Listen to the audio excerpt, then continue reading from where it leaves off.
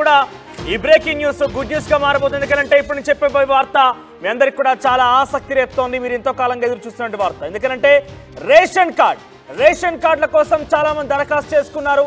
ఇప్పటికే తెలంగాణ రాష్ట్రంలో కాంగ్రెస్ పార్టీ ప్రభుత్వం ఏర్పాటైన తర్వాత ఏ పథకము రావాలన్నా, ఏ ఒక్క అంశం మీకు ప్రభుత్వం నుంచి నిధులు కావాలన్నా, ప్రభుత్వం నుంచి సహాయం కావాలన్నా, ప్రభుత్వం నుంచి ఎటువంటి ఆసరా కావాలన్నా కూడా అన్నింటికీ సర్వరోగ నివారణ రేషన్ కార్డే కీలకమైంది. కానీ ఆ రేషన్ కార్డు గత ప్రభుత్వంలో అనేక మంది దరఖాస్తు చేసినప్పటికీ మంజూరు కాలేదు. రకరకాలుగా కొంత ఇబ్బంది కూడా ఉండేది. ఇప్పుడు రేషన్ కార్డుని మరోసారి అమల్లోకి తీసుకొచ్చే, మరోసారి దానికి కొత్త రకమైనటువంటి రేషన్ కార్డుని ప్రజల్లోకి అందుబాటులో తీసుకొచ్చే విధంగా కొత్త రేషన్ కార్డు కూడా జారీ చేసే విధంగా రాష్ట్ర ప్రభుత్వం సిద్ధమైంది. దానికి సబ్ కమిటీ కూడా ఏర్పాటు చేసింది. అయితే సబ్ కమిటీ కొన్ని విధి విధానాలు నిర్ణయించినట్టు తెలుస్తోంది. పాత రేషన్ కార్డుల స్థానంలో కొత్తవి జారీ చేయాలని నిర్ణయం తీసుకున్నారు. రేషన్ కార్డు అర్హతకు గ్రామీణ ప్రాంతాల్లో వార్షిక ఆదాయం ₹1,50,000గా, ఆ తర్వాత పట్టణ ప్రాంతాల్లో వార్షిక ఆదాయం ₹2,00,000. వ్యవసాయ భూములు మాగాని ఉంటే అది కేవలం 3.5 ఎకరాల లోపు మాత్రమే ఉండాలి. చెలక గనక ఉంటే 7.5 ఎకరాల లోపుగానే ఉండాలి. రెండు రాష్ట్రాల్లో కూడా రేషన్ కార్డులన్నింటినీ వారికి ఆప్షన్ ఇవ్వాలని నిర్ణయం తీసుకున్నారు. రెండు రాష్ట్రాల్లో రేషన్ కార్డులన్నా వారికి కూడా ఆప్షన్ ఇవ్వాలని కూడా నిర్ణయం తీసుకున్నారు. అఖిలపక్ష నేతలకు పిలిచి సూచనలు స్వీకరించనుంది ప్రభుత్వం. దీనికి సంబంధించి ప్రతినిధి మధు అందుబాటులో ఉన్నారు. ఎస్ మధు, సో ఎటువంటి విధి విధానాలు ఉన్నాయి ఇక్కడ? ముఖ్యంగా నేను చూసినప్పుడు రెండు రాష్ట్రాల్లో రేషన్ కార్డులన్న వారికి ఆప్షన్ ఇవ్వాలనే అంశం అసలు ఏ రకంగా ఉండబోతుందని?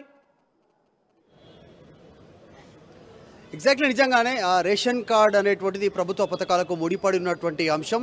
సాధారణంగా ఏ రాష్ట్రంలోనైనా బీపీఎల్ కార్డే అన్ని ప్రభుత్వ పథకాలకు వర్తింపజేస్తారు. సో తెలంగాణలో కూడా కాంగ్రెస్ అధికారంలోకి వచ్చే ముందు చాలా హామీలు ఇచ్చారు. ఆ హామీలన్నీ రేషన్ కార్డుతో ముడిపడి ఉన్నటువంటి సందర్భం. సో రేషన్ కార్డు కోసం చాలామంది అప్లై చేసుకున్నారు. ఇప్పటికే 91 లక్షలకు పైగా రేషన్ కార్డులు తెలంగాణలో ఉండగా ఇప్పుడు దాదాపు పెద్ద ఎత్తున వేల సంఖ్యలో రేషన్ కార్డు కోసం మళ్ళీ లక్షల సంఖ్యలో అప్లికేషన్స్ వచ్చినటువంటి నేపథ్యంలో అభయహస్తం పేరిట ఏదైతే అప్లై చేసుకున్నారో వారందరి దాని విషయంలో ప్రస్తుతం ప్రజల ఆసక్తిగా ఉన్నారు. ఎప్పుడు రేషన్ కార్డులు ఇస్తారని. దానికి సంబంధించి ఈరోజు క్యాబినెట్ సబ్ కమిటీ భేటీ అయింది. మంత్రి ఉత్తమ్ కుమార్ రెడ్డి, పొంగులేటి, దామోదర రాజనరసింహ ఆధ్వర్యంలో ఈ సబ్ కమిటీలో కీలక నిర్ణయం తీసుకున్నట్టుగా తెలుస్తూ ఉంది. కొత్త రేషన్ కార్డులను ఇవ్వాలి. పాత కొత్త అంటే ఆల్రెడీ ఇప్పుడు ఎగ్జిస్టింగ్ 91 లక్షలకు పైగా ఉన్న రేషన్ కార్డ్స్, కొత్తగా ఇచ్చేటువంటి రేషన్ కార్డ్స్, వీరిద్దరికీ కలిపి స్వైపింగ్ కార్డ్ లాగా ఈసారి రేషన్ కార్డులు ఇవ్వాలనేటువంటిది నిర్ణయం తీసుకున్నట్టుగా తెలుస్తూ ఉంది సూత్రప్రాయంగా. దాంట్లో ప్రధానంగా ఇప్పుడున్నటువంటి రేషన్ కార్డ్స్ అనేటువంటిది పింక్, వైట్ అనేటువంటిది కాకుండా సాధారణంగా ration card, food security card ఒకటే ఇస్తూ ఉన్నారు. తెలంగాణలో ఇంప్లిమెంట్ అవుతూ ఉంది. దాంట్లో మీకు ఫింగర్ ప్రింట్కి సంబంధించినటువంటి వ్యక్తి ద్వారా రేషన్ ఇచ్చేయడానికి నిర్ణయం తీసుకున్నారు. అదే ఆరోగ్యశ్రీ కింద కూడా పనిచేస్తూ ఉంది. లేదు అంటే ఓటీపీ, గతంలో ఓటీపీ ఉంది, ఇప్పుడు మళ్ళీ ఓటీపీ దాన్ని మళ్ళీ రిపీట్ చేశారు. మీ ఫోన్కు ఓటీపీ వస్తుంది. ఓటీపీ నెంబర్ చెప్తే దాన్ని మీరు రేషన్ కార్డు యాక్సెప్ట్ చేసినట్టుగా ఉంటుంది. సో వీటన్నిటినీ ఉన్నటువంటి నేపథ్యంలో దాటి స్థానంలో కొత్తగా స్వైపింగ్ కార్డ్ లాగా, అంటే ఒక చిన్న ఏటీఎం కార్డు స్థానంలో ఉండేటువంటి ఒక స్వైపింగ్ కార్డు ఇచ్చేలాగా దాంట్లోనే డిజిటల్లో పూర్తి సమాచారం నిక్షిప్తమై ఉండేలా నిర్ణయం తీసుకున్నట్టుగా తెలుస్తూ ఉంది. ఇక ఎవరికి వస్తుంది రేషన్ కార్డు, అర్హులు ఎవరు అనేటువంటిది.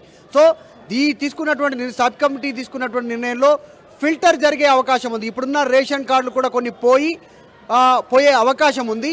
దానికి 1,00,000 ఆదాయం గ్రామీణ ప్రాంతాల్లో, పట్టణ ప్రాంతాల్లో 2 లక్షల ఆదాయ ధృవీకరణ పత్రం సంబంధించినటువంటి దాంట్లో నిర్ణయం తీసుకున్నారు. ఇక వ్యవసాయ కుటుంబాలకు సంబంధించి, ఎందుకంటే రీసెంట్గా మనం చూసాం రుణమాఫీ సందర్భంగా రేషన్ కార్డు కూడా ప్రామాణికంగా కొన్ని సందర్భాల్లో తీసుకున్నారు. కాబట్టి ఫ్యూచర్లో అలాంటి ప్రాబ్లమ్స్ రాకుండా వ్యవసాయ కుటుంబాల్లో గ్రామీణ ప్రాంతాల్లో 3.5 ఎకరాలు అంటే తరి వ్యవసాయం, నీటి లభ్యత ఉండి వ్యవసాయం చేసేటువంటి, బోరు నీటి లభ్యత ఉన్నటువంటి వారు వ్యవసాయం చేసేటువంటి వారికి కట్ ఆఫ్ 3.5 ఎకరాలు కట్ ఆఫ్ తీసుకున్నారు. దాన్ని చెలక అంటే వర్షాధార ప్రభావితం ద్వారా మాత్రమే పడేటువంటి పంట భూమి ఉన్నటువంటి వారికి 7.5 ఎకరాలకు సంబంధించి వారు నిర్ణయం తీసుకున్నట్టుగా తెలుస్తూ ఉంది. సో మొత్తానికైతే త్వరలోనే కొత్త రేషన్ కార్డుల ప్రక్రియకు సంబంధించి తెలంగాణ ప్రభుత్వం ఒక అడుగు వేసింది. దాంట్లో ఈ సబ్ కమిటీ తర్వాత అన్ని పార్టీలకు సంబంధించి అఖిలపక్ష సంబంధించినటువంటి నిర్ణయం, వారికి చెప్పేటువంటి సూచనలు, సలహాలు కూడా తీసుకోవడానికి సిద్ధమవుతున్నట్టుగా తెలుస్తూ ఉంది. ఒక కదలిక ప్రారంభమైంది. మొదట ఫస్ట్ డెవలప్మెంట్ స్వైపింగ్ కార్డు, తర్వాత అర్హత, ఆప్షన్ ఇవ్వాలి నిర్ణయం తీసుకున్నట్టుగా పొందుపరిచి ఉన్నారు. సార్ 2 రాష్ట్రాల్లో రేషన్ వారికి అక్కడ ఇక్కడ తెలుగు రాష్ట్రాల్లో ఆంధ్రప్రదేశ్ కానీ ఇక్కడ 2 చోట్ల వర్తింపు ఉంటుందా? ఎగ్జాక్ట్లీ ఇది చాలా కీలకమైనటువంటి అప్డేట్. ఎందుకంటే ఇప్పుడు ఒక రాష్ట్రం నుంచి ఇంకొక రాష్ట్రానికి వలస వచ్చినటువంటి వాళ్ళు ఇక్కడ కూడా అప్లై చేసుకున్న సందర్భాలు ఉన్నాయి. చాలా తక్కువ సంఖ్యలోనే ఉన్నప్పటికీ కూడా ఇప్పటికే కేంద్రం తీసుకున్నటువంటి నిర్ణయం 1 నేషన్ 1 రేషన్ అంటే దేశవ్యాప్తంగా ఇప్పటికే అమలవుతా ఉంది.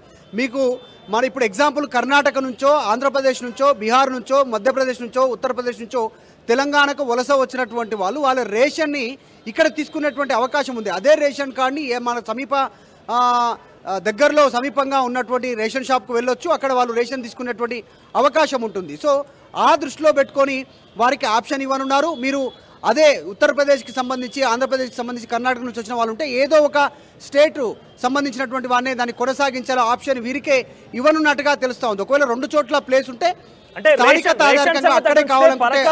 రేషన్ కార్డు లింక్ చేశారు కాబట్టి ఒకవేళ పరకాలకు రేషన్ కార్డు లింక్ ఉంది కాబట్టి ఆంధ్రప్రదేశ్ లో పరకాలు తీసుకోవచ్చు, ఇక్కడ తెలంగాణ పరకాలు తీసుకోవచ్చు. అంటే 2 రకాలుగా ఆప్షన్ అవైలబుల్ గా ఉంటుంది వాళ్ళకి. అంటే కొద్దిమంది దీంట్లో కొంచెం టిపికల్ అనే చెప్పవచ్చు దీనికి సంబంధించి. కొద్దిమంది ఏమేమో ఉపాధి కోసం ఇతర ప్రాంతాల నుంచి వచ్చి ఇక్కడ స్థిరపడ్డారు.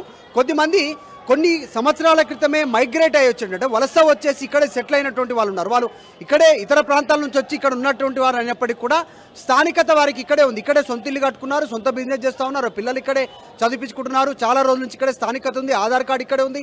సో అట్లా కొంతమంది ఇక్కడే భూములు కొనుక్కున్నారు, ఇక్కడే వ్యాపారం చేసుకుంటున్నారు. ఇక్కడ స్థానికులు కానప్పటికీ ఇతర ప్రాంతాల నుంచి సెటిల్ అయినటువంటి వాళ్ళు ఉన్నారు. వారి పరిస్థితి కేవలం వలస కోసం వచ్చినటువంటి వాళ్ళు, ఇందాక మాట్లాడుకున్నటువంటి ఇతర రాష్ట్రాల నుంచి ఈ రాష్ట్రానికి వచ్చి కేవలం ఉన్నటువంటి వాళ్ళు సందర్భానుసారంగా రేషన్ అప్లై చేసుకొని తీసుకున్నటువంటి వారి సంగతి ఏంటి అనేటువంటిది చూడాలి. ప్రభుత్వం దానిపైన వీరికే ఆప్షన్ వదిలిపెడతా ఉన్నారు. అంటే వాళ్ళే టిక్ చేసుకునేటువంటి అవకాశం, ఏదో ఒక ప్రాంతంలో రేషన్ని సెలెక్ట్ చేసుకునేలా, మిగతా ప్రాంతంలో వదులుకునేలా నిర్ణయం తీసుకునేటువంటి అవకాశం ఉంది. ఇంకా దీనిపైన విధి విధానాలు ఖరారు కానున్నాయి త్వరలోనే. ఐటీకి సంబంధించి ఏం తెలుస్తోంది? ఐటీకి సంబంధించి గతంలో అనేక స్పెక్యులేషన్ వచ్చాయి. ఐటీ కట్టే వారందరికీ కూడా రేషన్ కార్డు వర్తించదు, రేషన్ కార్డు జారీ చేయలేమంటూ కూడా చెప్పారు. ఎటువంటి ప్రభుత్వ పథకాలు ముఖ్యంగా సో రేషన్ కార్డు ఐటీ ఉన్న వారికి కూడా వర్తిస్తుందా, వారికి ఇస్తారు? ఐటీ ఒక్కటే కాదు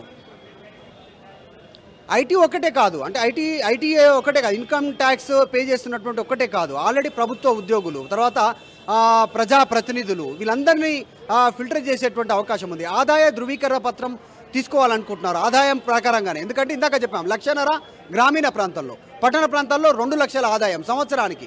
సో దీన్ని దృష్టిలో పెట్టుకొని తీసుకుంటారు కాబట్టి వాళ్ళంతా ఆటోమేటిక్గా దీనికి అనర్హులుగా ఉండేటువంటి అవకాశం ఉంటుంది. కాబట్టి ఐటీ రిటర్న్ ఫైల్ చేసేవాళ్ళు, ప్రభుత్వ ఉద్యోగులు, సాఫ్ట్వేర్ ఎంప్లాయీ, ప్రజాప్రతినిధులు, ఇంకా ఉన్నత స్థాయిలో వ్యాపారం చేసుకున్నటువంటి వారు వీళ్ళందరూ కూడా అనర్హులు అవుతారు. సో కాబట్టి ఆటోమేటిక్గా అది పెద్దగా ప్రభుత్వానికి సమస్య కాకపోవచ్చు, కానీ ఆదాయ ధృవీకరణ పత్రాన్ని తీసుకునేటువంటి అవకాశం ఉంటుంది.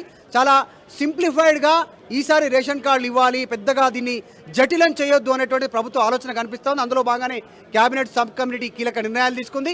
త్వరలోనే అఖిలపక్షం పిలుపు మేరకు వాళ్ళు ఇచ్చేటువంటి సూచనలు తీసుకుంటారు. ఈసారి స్వైపింగ్ కార్డ్ లాగా రేషన్ కార్డు ఇవ్వడానికి ప్రభుత్వం సిద్ధమవుతోంది. Right Madhu, thank you for the updates. మొత్తం మీద తెలంగాణ ప్రజానికానికి కాంగ్రెస్ పార్టీ ప్రభుత్వం మరొక గుడ్ న్యూస్ చెప్పింది. అయితే ఎంతో కాలంగా చాలా మంది కూడా ఇప్పటికే దరఖాస్తు చేసుకున్నారు. కాంగ్రెస్ పార్టీ ప్రవేశపెట్టబోయే ప్రతి ఒక్క పథకంలో కూడా రేషన్ కార్డు తప్పనిసరి. రేషన్ కార్డు అనేది సర్వరోగ నివారణగా మారింది. కానీ ఈ రోజు వరకు కూడా చాలా మంది కుటుంబాలకు రేషన్ కార్డు అందుబాటులో లేదు.